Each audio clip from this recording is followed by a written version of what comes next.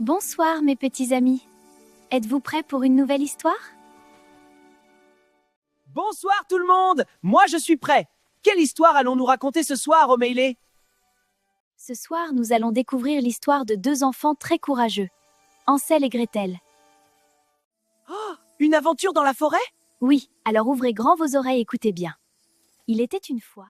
Au bord d'une grande forêt sombre et profonde, vivait une petite famille dans une maison modeste. Le père était bûcheron. Chaque matin, il partait couper du bois, espérant rapporter de quoi nourrir ses enfants. Hansel, le grand frère, avait des yeux attentifs et un esprit vif. Gretel, sa petite sœur, était douce, patiente et pleine d'amour. Mais la pauvreté rendait les journées longues. Le pain devenait rare. Les assiettes souvent vides. Le soir, les enfants s'endormaient en se tenant la main, se promettant de toujours rester ensemble. Une nuit silencieuse, alors que le vent faisait frémir les arbres, Hansel ne dormait pas. Il entendit sa belle-mère murmurer « Nous n'avons plus rien. Si nous continuons ainsi, nous mourrons tous de faim. » Hansel sentit son cœur se serrer. Il comprit que quelque chose de grave allait arriver. Mais au lieu de pleurer, il pensa à protéger sa sœur. Quand tout fut silencieux, Hansel sortit doucement de la maison. La lune éclairait le chemin. Il ramassa de petits cailloux blancs, lisses et brillants comme des étoiles. Il les serra dans sa poche. Et retourna auprès de Gretel. « Fais-moi confiance. » lui chuchota-t-il. Le lendemain, le père conduisit les enfants au cœur de la forêt. Les arbres semblaient immenses. Leur ombre dansait sur le sol. Les oiseaux chantaient, sans se douter de la tristesse des enfants. Quand les parents s'éloignèrent, Gretel sentit la peur monter. Mais Hansel souriait doucement. Il laissait tomber les cailloux, un par un. À la tombée de la nuit, les pierres brillèrent sous la lune. Et montrèrent le chemin du retour. La belle-mère ne se calma pas.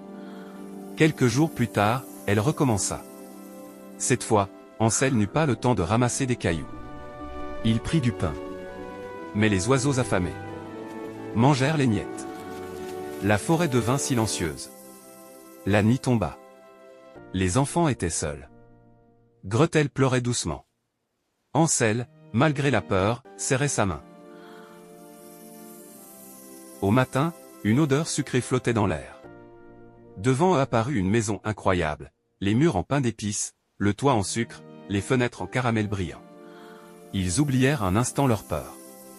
Et goûtèrent au mur sucré. Une vieille femme sortit lentement. Son sourire semblait gentil. Sa voix était douce.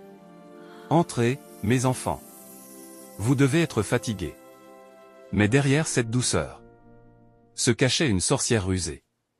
Hansel resta enfermé. Gretel travaillait, le cœur lourd mais l'esprit vigilant. Quand la sorcière voulut allumer le four, Gretel fit semblant de ne pas comprendre. Puis, trouvant une force nouvelle, elle poussa la sorcière à l'intérieur. Et ferma la porte. Le silence revint.